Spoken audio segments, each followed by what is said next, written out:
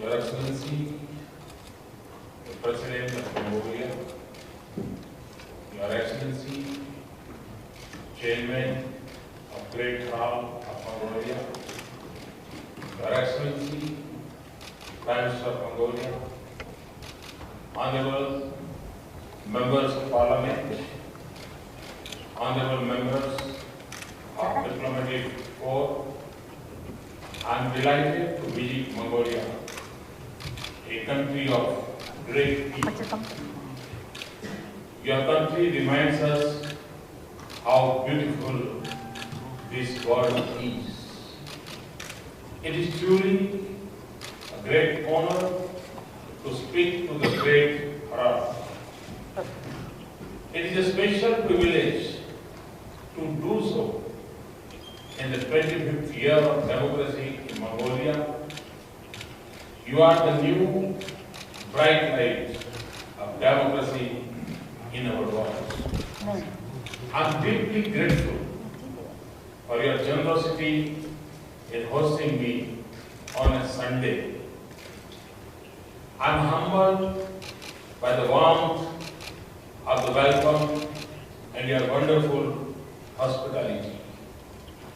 Everything that I see and experience here speaks clearly of unlimited goodwill for India. I bring the greetings of your 1.25 billion spiritual neighbors. There is no higher form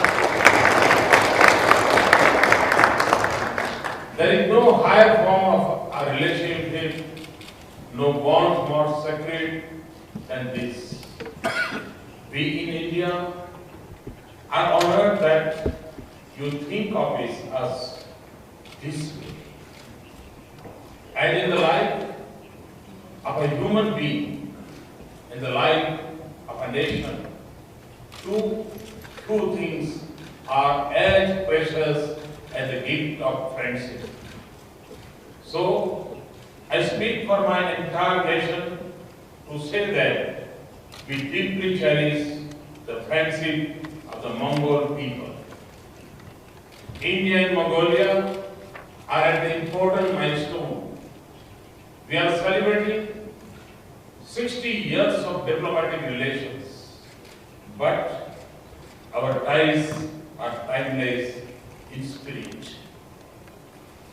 Around 2000 years ago, monks from India crossed difficult terrain and long distance to spread the message of our Buddha in this enchanting land. Many went from here to the hot tropics of India in search of spiritual knowledge. Centuries ago, when our horizons and our mobility were limited, the great Mongols united Asia and Europe. Their stories of courage, daring, and adventure continues to captivate human imagination around the world. Their impact on human history has been profound. In the widening course of history, our own cultures, literature, and art became interconnected, and it continues to shine in the richness of India's diversity and culture. Today, Indians and Mongolians are telling the world that the bonds of hearts and minds have the strength to overcome the barriers of distances. That bond thrives through the monks from Mongolia who came to India each year for spiritual learning, and hundreds of others who go there for education and training. It lies through the work of Kushak Bakula Rinpoche, India's ambassador here from 1990 to 2000.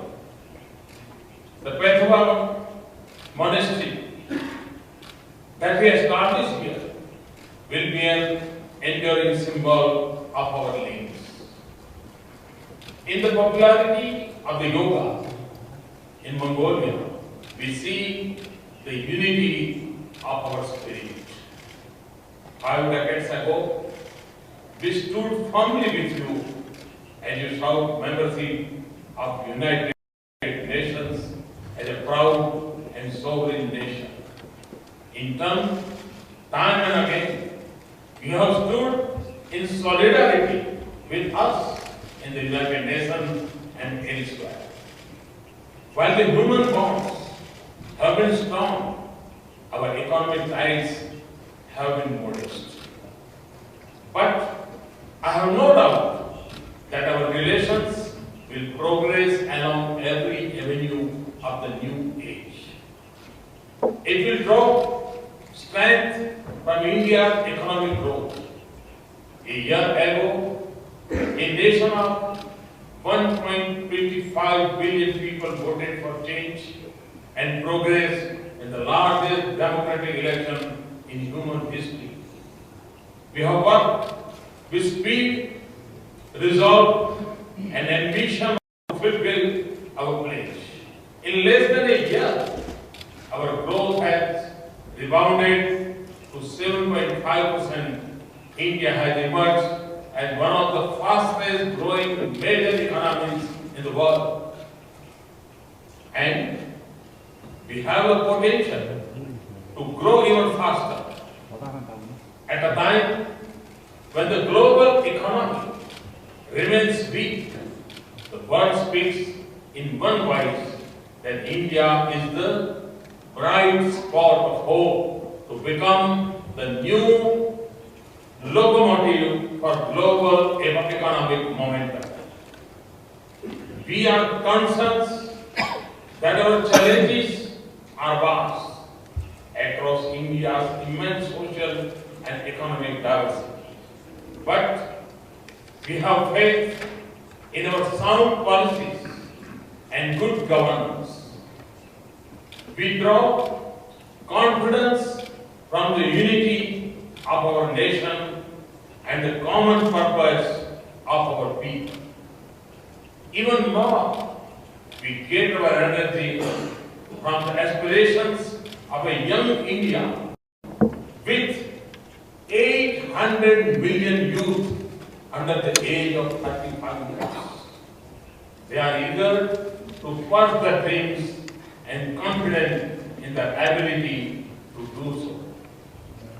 So, as we transform the lives of our people, we also create opportunities for the world and we increase our ability to help our friends. This is the earth of the land of Buddha and Gandhi. This is the instinct born from our ancient belief in the world as one family.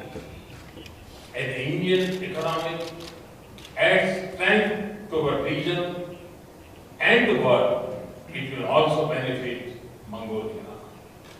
Mongolia's economic growth is also impressive. So our bilateral ties will also grow despite the distance and demands of geography. Mongolia's rich mineral resources can fuel our partnership. And I hope that location will not be constrained on Mongolia's right to choose its partners. We can seize the economic opportunities of the digital world and work together to make it more secure against growing cyber threats. We can use India's expertise in dairy to launch a wide revolution on these vast studies. We can work together to add value to Mongolia's Pashmina resources right here. We can create partnership for affordable modern healthcare in Mongolia. We can use our heritage of traditional medicines to improve holistic treatment in our country and abroad. As Indians travel abroad more, Mongolia has the opportunity with its natural and spiritual wealth to become a major destination for them. More than just trade and investment, our development partnership is a reflection of our shared ideals and vision. I believe that the greatest form of this partnership is investment in the development of human resources and institutions. This gives a nation its own capacity to shoulder the responsibility for its progress. It enhances its independence of choice and it makes progress more sustainable. We remain deeply committed to this vision. Today, I will lay the foundation stone for the expansion and upgrading of the Atal Bihari Vajpayee Center for Excellence in Information and Communication Technology. Under India's training program, Mongolia is one of our largest partners. We will increase the high-tech training slots for Mongolia from 150 to 200. We will also establish an India-Mongolia joint school. Later today, I will hand over the Bhavatron equipment that can help treat cancer in Mongolia. This will be the first demonstration of our cooperation in the civil nuclear sector. Finally, today conveyed to Prime Minister our decision to provide $1 billion line of credit to develop institutions, infrastructure, and human resources in Mongolia. Our security cooperation is growing. We can learn a great deal from each other. No one can doubt the well-known skills of Mongols.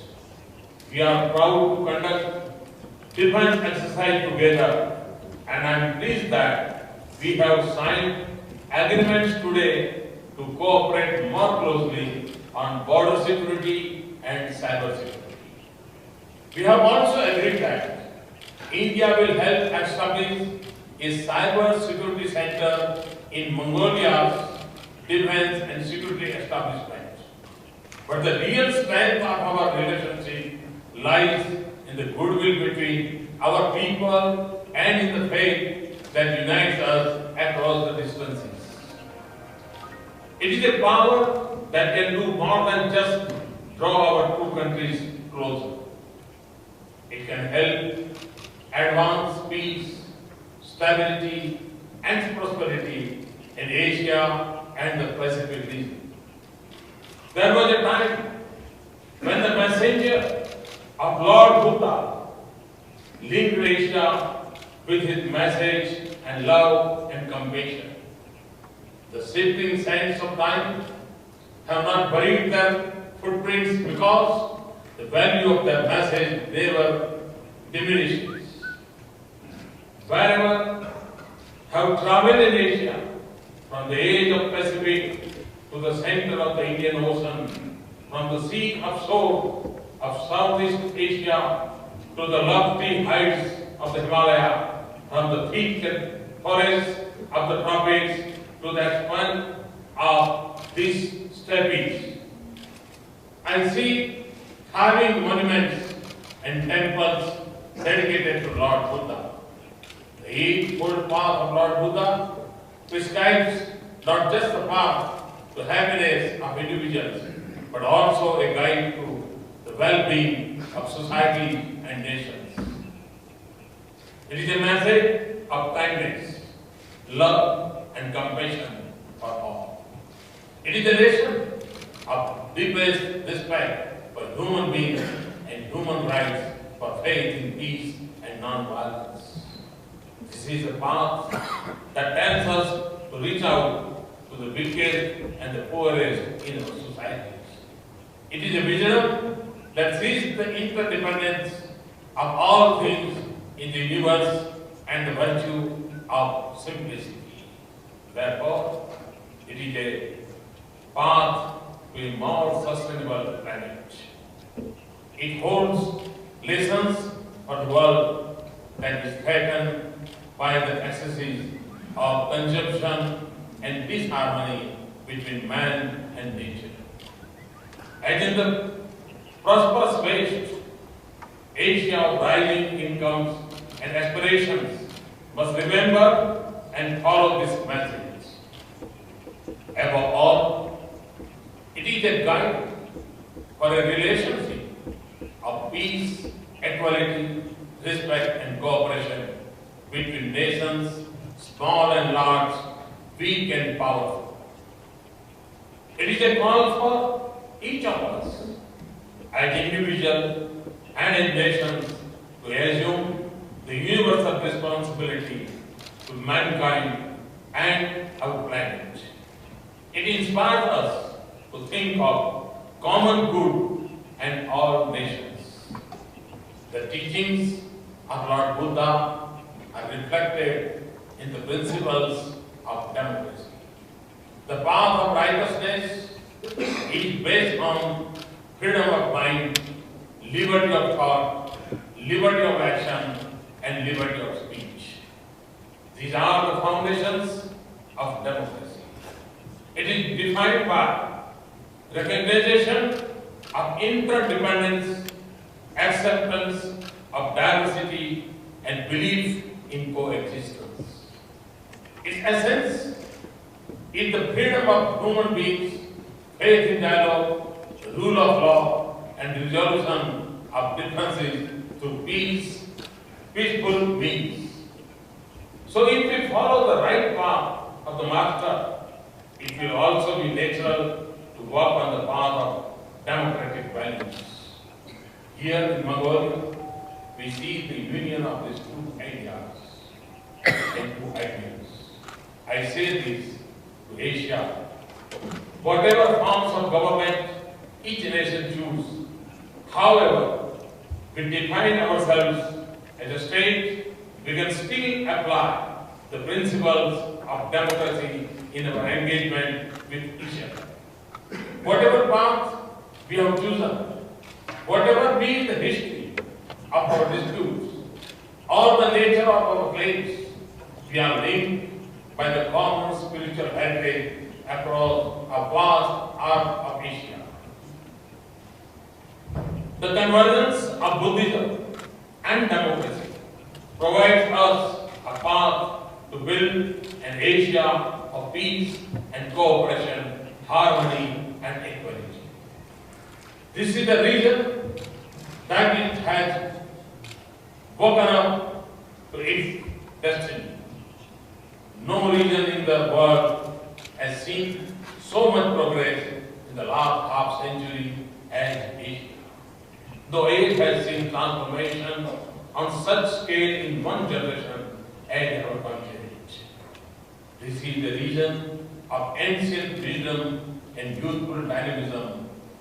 It is a continent that is expected to lead the world in the 21st century. Yet, this is also a region that lies on the uneasy edge of uncertainty, of unsettled questions, of unresolved disputes, and unforgotten memories. Across Asia's diversity, we also see growing disparity of hope and opportunities. Asia has given much to the world through the ages. It now has the responsibility to shape its future. So now, more than our own requirements, I'm sure we will be able to do the requirement which the Asia wants from us and the world thinks about us, and I'm sure with this, our spiritual background, and with this, our extraordinary quality of the mankind, we can serve to the world and to the society. And I'm sure that the path of righteousness is based on freedom of mind, liberty and thought. I'm sure that whatever we have decided, and then in the widening course of history, our own cultures, literature and art become interconnected, and it continues to shine in the richness of India's diversity and culture. Today, Indians and Mongolians are telling the world that the bond of hearts and minds have the strength to overcome the barriers of distances. And I'm sure that this will improve the whole of our spirits, and we will continue to give. And this is a token of our reverence, of our shared spiritual heritage and respect for our friendship. As the sapling grows, it will be an emblem of our growing partnership. In time, it should also become a symbol of humanism in the world and conservation of our planet. I thank you once again. Thank you. Sarve bhavantu sukhina, sarve santu niramaya, sarve bhadrani pasyantu, ma pasyantu bhagavad. May happiness be bestowed on all. And when I entered the Parliament, when I saw the symbol, I found a special connectivity with this Parliament. Where the symbol Lotus is there. And we're happy to know that my party's symbol is also Lotus. So it's a very special connectivity with you. Thank you very much. Thanks a lot. You are a symbol of success of China's education sector. You are the foundation for China's economic miracle.